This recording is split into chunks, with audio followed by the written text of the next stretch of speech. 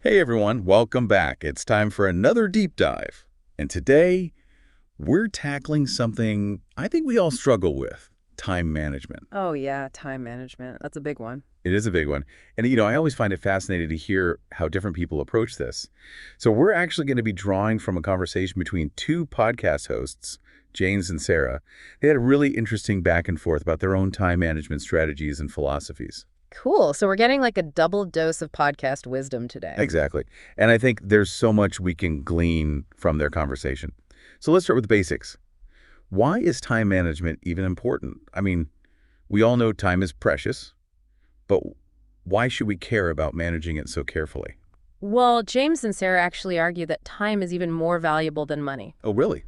More than money? Yeah, think about it. You can always earn more money, but you can never get back lost time. That's a good point. I've never thought about it that way. And get this, there was a Harvard study that found a direct link between good time management and happiness. Really? So managing your time well can actually make you happier. It seems that way. The study found that people who are good at managing their time tend to be more satisfied with their lives. They feel more in control and less stressed. Okay, I'm starting to see why this is so important. But where do we even begin? How do you actually start managing your time effectively? Well, James actually shared a really relatable anecdote about how good it feels to look back at the end of a day and see that you accomplished something tangible. Yeah, I know that feeling. It's Yeah. like a sense of satisfaction. Right. Exactly. It's about feeling productive and in control of your day, not just constantly reacting to things. I hear that. But honestly, with all the distractions in our modern world, it's hard to stay focused. Oh, I totally agree. James and Sarah both acknowledge how much harder it is to manage time these days, but they emphasize the importance of having a clear purpose. Purpose. What do you mean by that? Like, what are you trying to achieve with your time? What are your big goals and aspirations? James and Sarah argue that having a clear sense of purpose can act as a compass. It helps you prioritize your tasks and make sure you're spending your time on the things that truly matter. So it's like having a filter for your time. Yeah. Making sure you're investing it in the things that align with your values. Right. When you know what you're working towards, it's easier to say no to the things that don't serve your purpose. I like that. But how do you actually figure out your purpose? Well, it's different for everyone, but a good starting point is to reflect on your values. What's important to you? What do you want to stand for in the world? So it's like a journey of self-discovery, but focused on how you spend your most precious resource, time. Exactly. And it's not a one-time thing. Your purpose might evolve over time as you learn and grow. That makes sense. But even when you know your purpose, the distractions can be overwhelming. Oh, absolutely. Social media, emails, constant notifications, it's a lot to deal with. And sometimes it's not even those obvious distractions. It's like I get distracted by my own thoughts and worries. You know what? Sarah actually talked about that. She said distractions can be really subtle too, like procrastination or saying yes to things that don't align with your goals. Oh, yeah. Those sneaky distractions, they can really derail your day. And they can make you feel stressed and overwhelmed. So it's important to be mindful of those subtle distractions as well. Okay, so we've got a clear purpose. We're aware of the distractions. What's next? What are some practical tips for actually managing our time? Well, Sarah shared a really simple but effective tip. Okay, I'm all ears. She suggested setting specific times to check your phone and sticking to it. Oh, that's a good one.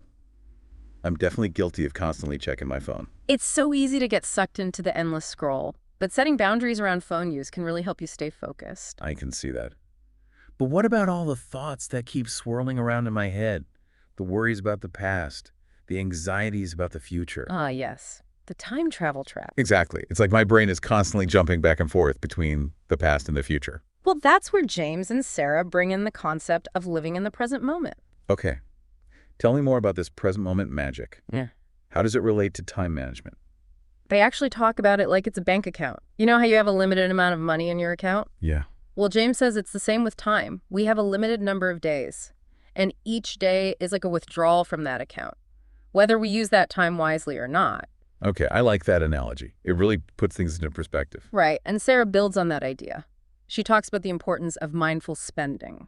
Mindful spending. So it's like being intentional with how we use our time. Exactly. It's about making conscious choices about where we invest our time and energy, just like we do with our money. So how do we start being more mindful with our time? Sarah actually recommends tracking your time for a week. Just write down how you spend each hour. Ooh, That sounds eye-opening. It can be. It helps you see where your time is actually going. And you might be surprised by what you discover. I bet. So once you've tracked your time, what then? Well, then you can start to identify patterns and make adjustments. Maybe you realize you're spending way too much time on social media, or maybe you're getting bogged down in meetings that aren't really necessary. Yeah, I definitely have some of those time-sucking black holes in my schedule. We all do. But once you're aware of them, you can start to create boundaries and make changes. Like saying no to those unnecessary meetings. Exactly. And Sarah also suggests scheduling dedicated time blocks for specific activities. Okay, so like actually blocking out time on your calendar for work, for family time, for creative projects. Yeah, it helps you stay focused and make sure you're making time for the things that truly matter. That's a great tip. But I have to admit, sometimes I struggle with feeling guilty when I'm not being productive. Like if I'm taking a break or just relaxing, I feel like I should be doing something on my to-do list. I know that feeling. But James makes a really good point about that. He says that burnout is a real threat if we're constantly pushing ourselves to the limit. Yeah, that makes sense. We need to give ourselves permission to rest and recharge. Exactly. And he actually compares rest and rejuvenation to making deposits into that time bank account we talked about. Oh, I like that. So self-care is actually an investment in our future productivity. Right. When we take care of ourselves, we're able to show up more fully and be more effective in all areas of our lives. So how do we deal with those giant tasks that feel overwhelming? The ones that make you want to just procrastinate forever? James and Sarah have some great advice for that. First, they say break down large projects into smaller, more manageable chunks. Oh yeah, the divide and conquer approach. Exactly. It's much less intimidating to face a series of smaller challenges than one massive obstacle. And what about delegation? Is that something they recommend? Absolutely. They emphasize the importance of asking for help when needed.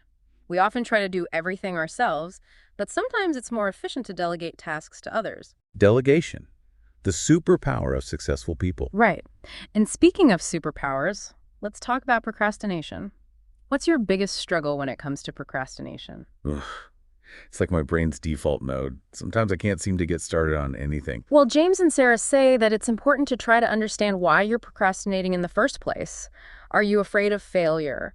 Lacking motivation? Maybe it's perfectionism that's holding you back. Ooh, those are all good points. It's like diagnosing the procrastination bug before you can find the right remedy. Exactly. And once you understand the root cause, you can start to address it strategically. So if it's fear of failure, what do they suggest? James suggests reframing your perspective. Instead of focusing on the outcome, focus on the learning process. Embrace the journey, not just the destination. I like that. It takes the pressure off. And if it's lack of motivation, Sarah recommends breaking the task down into smaller steps and then rewarding yourself for each milestone you achieve. Ooh, the reward system always helps. Right. And for perfectionism, That one feels tricky. it can be. Sarah's advice is to set realistic deadlines and embrace the concept of good enough. Sometimes done is better than perfect. That's a good reminder. We don't need to be perfect at everything. Exactly. And what about when life throws you a curveball, Those unexpected events that derail your plans. Oh yeah, those always seem to happen at the worst possible time. I hear you. James and Sarah emphasize the importance of flexibility. They suggest building some buffer time into your schedule to accommodate those inevitable delays and changes. It's like having a plan B for your time. Exactly. And speaking of planning, they introduced a really helpful framework for prioritizing tasks. Okay, I'm intrigued. Tell me more. It's called the Eisenhower Matrix. Have you heard of it? I don't think so. It's a simple but powerful tool. It's basically a grid with 4 quadrants: urgent and important, important but not urgent, urgent but not important, and neither urgent nor important. So you categorize your tasks based on their urgency and importance. Right. And then you can focus on tackling the most important tasks first. Delegate or eliminate the less important ones, and schedule the important but not urgent tasks for later. Wow, that sounds like a great way to bring order to the chaos. It can be. And it helps you make sure you're spending your time on the things that truly matter. This is all great stuff.